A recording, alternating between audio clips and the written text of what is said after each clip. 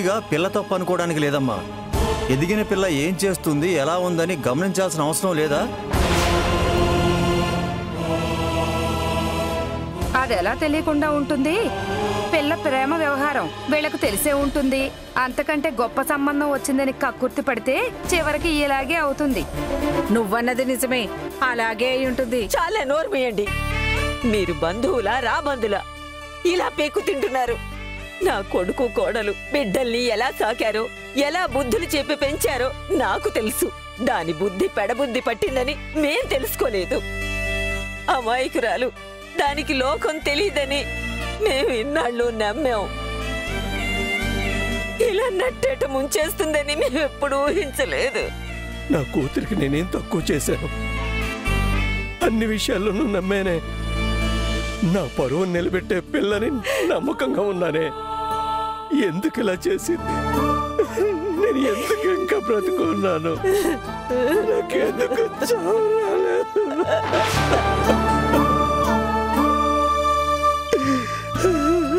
నా కొడుకు చీమకు కూడా అపకారం తలపెట్టేవాడు కాదే. ఎప్పుడూ నీతి నిజాయితీగా బతుకుతూ ఒకరితో ఒక మాట అనిపించుకోకూడదని ఎంతో ఇదిగా బతికేవాడు. ఇలాంటి పరిస్థితి తీసుకొచ్చి పెట్టిందే. పరువు గౌరవం అంటూ బ్రతికేవాడి పరువు తీసిపోయిందే. ఇలాంటి వాడికి అలాంటి బిడ్డను ఎందుకు ఇచ్చావురా దేవుడా? నా కొడుకు ఏం పాపం చేశాడని ఇంత శిక్ష విధించావు తండ్రి? నాకే బ్రతుకొద్దు, చచ్చిపోవాలి. ఒరే నాయనా, నీ బాధని ఓదార్చే శక్తి నాకు లేదు. నువ్విలా మాట్లాడితే భరించే శక్తి అస్సలు లేదు. ఒక పాపిష్టిది చేసిన పనికి నువ్వెంత నరకం అనుభవిస్తున్నావో నిన్ను కన్న నాకు తెలుసు. కానీ ఇప్పుడేం చేస్తావు?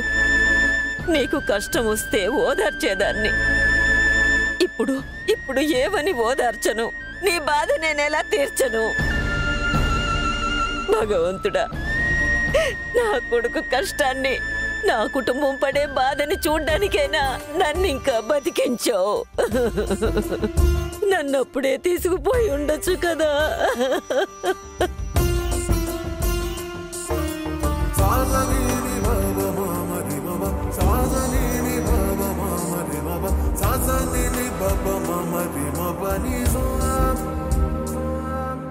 రెక్కలొచ్చిన ప్రేమ నింగికి ఎగిరిందా? చుక్కలంటిన ఆశ నేలకు ఒరిగిందా? ఒక ప్రేమను కాదందమ్మా, ఇప్పుడింకో ప్రేమ. ఇక ఇంటికి రానందమ్మా, ఎదరాజీనామా. కురిసే కన్నీరే వరదయ్యే వేళ.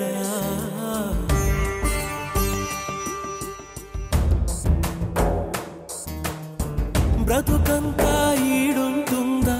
చివరంతా తోడుంటుందా? నది దాటని నావల కోసం ఎందుకు నీ ఆత్రం? ఆకాశం ఎల్లవుతుందా రెక్కలు వచ్చాక?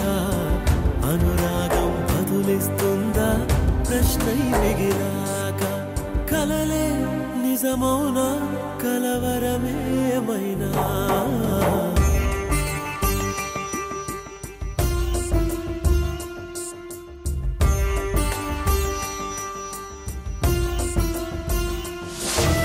నా కొడుక్కి 3 ఆడపిల్లలే పుట్టారు.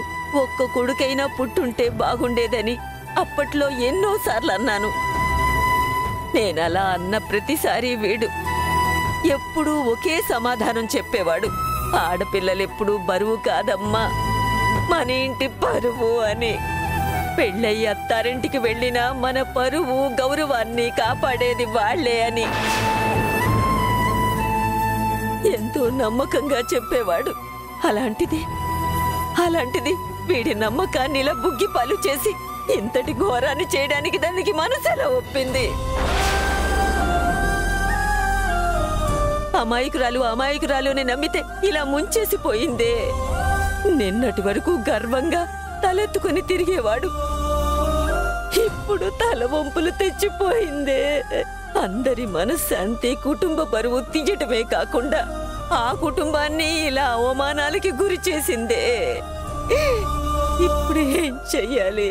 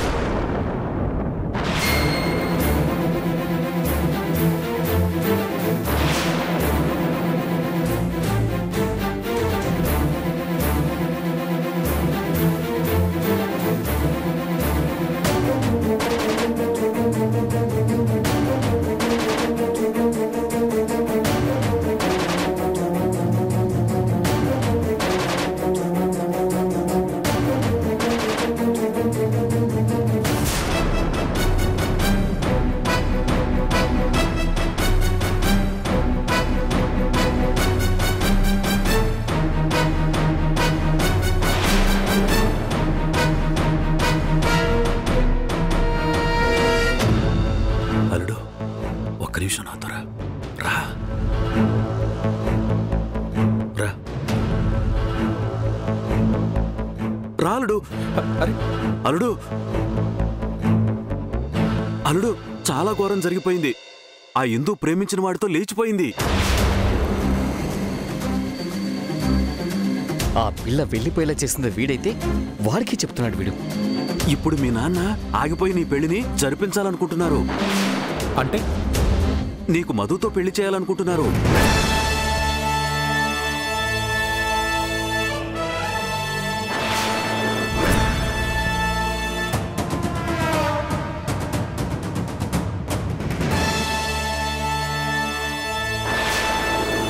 మావయ్య, మా నాన్న ఎప్పుడు మాట తప్పరు, ఇప్పుడు తప్పరు.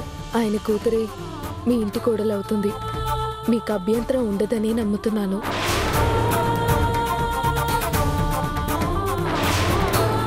అన్నీ ఆలోచించే నిర్ణయం తీసుకున్నావా? మీ అక్క కూడా పెళ్లి చూపులప్పుడు ఇష్టవంత లూపి ఇప్పుడు తలదించుకునేలా చేసింది. అత్తయ్య, మీరు ఆపకండి మావయ్య. గాయపడ్డ మనసులో ఉంచి గాయపరిచే మాటలు రావడం సహజమే. మనసులో ఏదో పెట్టుకొని మౌనంగా ఉండడం కంటే బయటికి మాట్లాడడమే ఉత్తమం.